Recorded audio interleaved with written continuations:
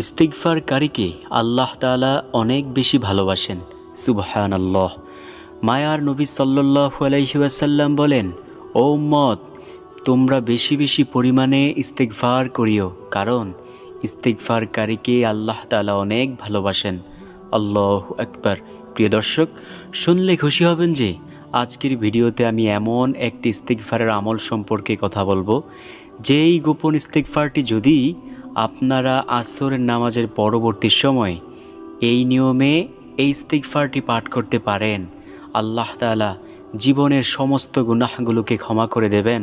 এবং নবীজি সাল্লাল্লাহু আলাইহি ওয়াসাল্লাম বলেন, ও উম্মত, ইস্তিগফার পাঠ করলে আল্লাহ তাআলা তোমার রিজিক বৃদ্ধি করে দিবেন। সুবহানাল্লাহ। তাই প্রিয় দর্শক, আমি বিশ্বাস করি যে ব্যক্তি চায় তার জীবনের গুনাহগুলো ক্ষমা হয়ে যাক ও রিজিক বৃদ্ধি পাক, সে যেন আজকের সম্পূর্ণ ভিডিওটি দেখে নেয় এবং এইখান থেকে পরিপূর্ণভাবে আমলটি শিখে পরবর্তীতে সেও আসরের নামাজের পর উক্ত ইস্তিগফারটি পাঠ করে মহান মালিকের দরবার থেকে তার উদ্দেশ্য হাসিল করে নেবে ইনশাআল্লাহ। তো প্রিয় দর্শক, আজকের ভিডিওর দুইটি পার্ট হবে। প্রথম পার্টে আলোচনা করব ইস্তিগফারের বিশেষ ফজিলত, আর দ্বিতীয় পার্টে আলোচনা করব কোন সেই ইস্তিগফার, সে আমল সম্পর্কে। তো চলুন সর্বপ্রথমে আলোচনা করা যাক ইস্তিগফারের ফজিলত সম্পর্কে।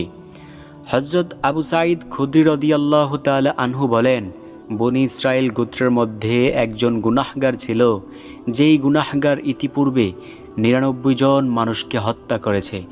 ৯৯ জন মানুষকে হত্যা করার পর ওই গুনাহগারের অন্তরে ভয় আসলো, হায় রে, আমাকে তো এই দুনিয়া থেকে চলে যেতে হবে, আর কতদিন এই গুনাহের কাজ করব না, আমাকে আল্লাহ তাআলার উপর পরিপূর্ণ ঈমান এনে চলতে হবে।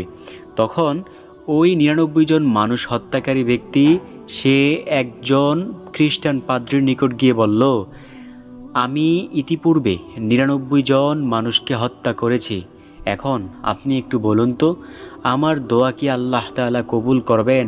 আমার তাওবা কি আল্লাহ তাআলা কবুল করবেন? ওই খ্রিস্টান পাদ্রী বলল, না, তোমার তাওবা আল্লাহ তাআলা কবুল করবেন না, কারণ তুমি মারাত্মক গুনাহগার। তখন ওই ব্যক্তি চেতে বলল, যদি আল্লাহ তাআলা আমার তাওবাকে কবুল না করেন, তাহলে আপনাকে রাইখাও কোনো লাভ নাই, আমি আপনাকেও হত্যা করব। তখন সেই ব্যক্তিকে হত্যা করে ১০০ জনে পূর্ণ করল। কিছুদিন অতিবাহিত হওয়ার পর সেই ব্যক্তি মনে মনে ভাবল, আজকে আমাকে তাওবা করতেই হবে।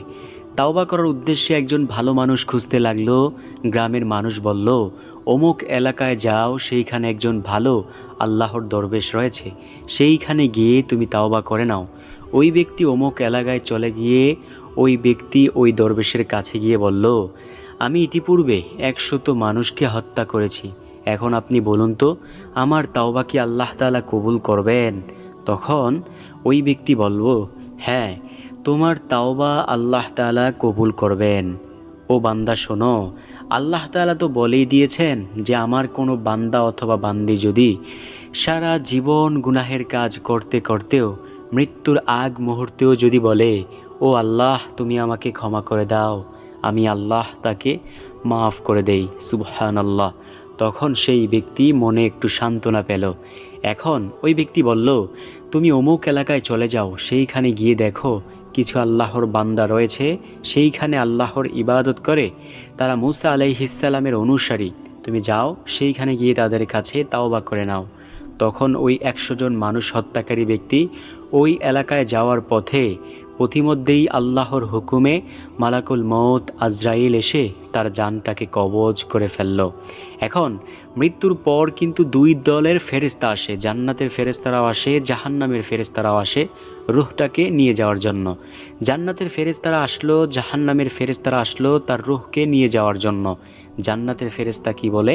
জান্নাতের ফেরেশতা বলে, সে তো তাওবা করার উদ্দেশ্যে যাচ্ছিল, তাই আমরা তাকে জান্নাতে নিয়ে যাব। আর জাহান্নামের ফেরেশতারা বলে, সে তো এখনও তাওবা করেনি, তাই আমরা তাকে জাহান্নামে নিয়ে যাব। এখন আল্লাহ তাআলা তো রহমানুর রহিম, আল্লাহ তাআলার তো অনেক মায়া বান্দাবান্দির জন্য। আল্লাহ বলেন, ও জিব্রাইল, তুমি গিয়ে ফেরেশতাদের ঝগড়া থামাও, তুমি গিয়ে দেখো তো ওই তাওবা করার স্থানটা মৃত্যুর স্থান থেকে দূরে নাকি কাছে? যদি দেখো মাপ দিয়ে দূরে, তাহলে তাকে জাহান্নামের ফেরেশতাদের হাতে তুলে দিও, আর যদি দেখো কাছে, তাহলে তাকে জান্নাতের ফেরেশতাদের হাতে তুলে দিও। ইতিহাস বলে, সমস্ত মুফাসসিরিনে কেরাম বলে ও মায়ার নবী সাল্লাল্লাহু আলাইহি ওয়াসাল্লাম বলেন, ওই জায়গাটা তাওবা করার স্থান থেকে দূরেই ছিল। আল্লাহ তাআলা যেহেতু তার বান্দা অথবা বান্দিকে ভালোবাসেন, তাই তিনি ভালোবেসে মায়া করে ওই জায়গাটাকে কাছে করে দিয়েছেন। সুবহানাল্লাহ। প্রিয় দর্শক, এইভাবেই আল্লাহ তাআলা যুগে যুগে বহু পাপীকে ক্ষমা করেছেন। আর আপনি আমাকে কেন ক্ষমা করবেন না? কারণ আমরা তো আখিরি নবীর উম্মত। যেই নবীর উম্মত হওয়ার জন্য সমস্ত নবীরা কান্না করেছে। ঈসা আলাইহিসসালাম কান্না করেছে। ঈসা আলাইহিসসালামের দোয়া আল্লাহ তাআলা কবুল করেছেন, যার কারণে তিনি কিয়ামতের পূর্বে এই পৃথিবীতে আবার আসবেন মুহাম্মদুর রাসূলুল্লাহ সাল্লাল্লাহু আলাইহি ওয়াসাল্লামের উম্মত হয়ে। তো প্রিয় দর্শক, আমরা ইস্তেগফার করব বেশি বেশি পরিমাণে। কারণ আবু মুসা আশআরী রাদিয়াল্লাহু তাআলা আনহু বলেন, আমাদের মধ্যে দুইটি জিনিস ছিল। একটি জিনিস চিরদিনের জন্য আমাদের মধ্য থেকে হারিয়ে গেছে, সেটা হলো রাসূল সাল্লাল্লাহু আলাইহি ওয়াসাল্লামের উপস্থিতি। আরেকটি জিনিস হলো ইস্তেগফার। এই ইস্তেগফার যেদিন আমাদের মধ্য থেকে হারিয়ে যাবে, সেদিন আর কোনো আমাদের কিছুই সাথে থাকবে না, সেদিনই আমাদের ধ্বংস অনিবার্য। প্রিয় দর্শক, আমরা চাই না ধ্বংস হতে, আমরা চাই ইস্তেগফার করে মহান মালিকের ভালোবাসা পেতে। তো চলুন আমরা সেই গোপন আমলটি শিখে নেই। আমলটি করার জন্য আপনাকে আসরের নামাজ সুন্দরভাবে আদায় করিয়া কোনো একটি জায়গায় বসে, নামাজের শুরুতে বসে সর্বপ্রথম নবী মুহাম্মদুর রাসূলুল্লাহ সাল্লাল্লাহু আলাইহি ওয়াসাল্লামের উপর কয়েকবার দরুদ শরীফ পাঠ করবেন। কারণ যেই আমলের প্রথমে এবং শেষে দরুদ পাঠের আমল থাকে না, সে আমল আল্লাহ তাআলা ভালো বলে কবুল করেন না। তারপর আপনি একটি ইস্তেগফার পাঠ করবেন, সেটা হলো পবিত্র কোরআনুল কারীমের একটি আয়াত। আর সেই ইস্তেগফারটি হলো, রব্বানা যালামনা আনফুসানা ওয়া ইল্লাম তাগফির লানা ওয়া তারহামনা লানাকুনান্না মিনাল খাসিরিন। এই ইস্তেগফারটি কিন্তু হযরত আদম আলাইহিস সালাম, আমাদের আদি পিতা, কিন্তু এটা পাঠ করে মহান মালিকের দরবারে ক্ষমা চাইছিলেন। প্রিয় দর্শক, আমরা এই ইস্তেগফারটি পাঠ করব। তারপর আবার নবী মুহাম্মদুর রাসূলুল্লাহ সাল্লাল্লাহু আলাইহি ওয়াসাল্লামের উপর কয়েকবার সাল্লাল্লাহু আলাইহি ওয়াসাল্লাম এই দরুদ পাঠ করিয়া এইবার দুইখানা হাত তুলিয়া আমাদের মনের কাকুতি মিনতিগুলো মহান মালিকের দরবারে বলবো ও ইয়া জাল জালালি ওয়াল ইকরাম 3 বার বলবো। আল্লাহ তাআলা আমাদের সমস্ত দোয়াখানাগুলোকে কবুল করবেন ইনশাআল্লাহ, ইনশাআল্লাহ। প্রিয় দর্শক, যদি আপনাদের কাছে এই গুরুত্বপূর্ণ আমলের ভিডিওটি ভালো লাগে, তো আপনাদের যারা প্রিয়জন আছে তাদের কাছে অবশ্যই শেয়ার করতে ভুলবেন না।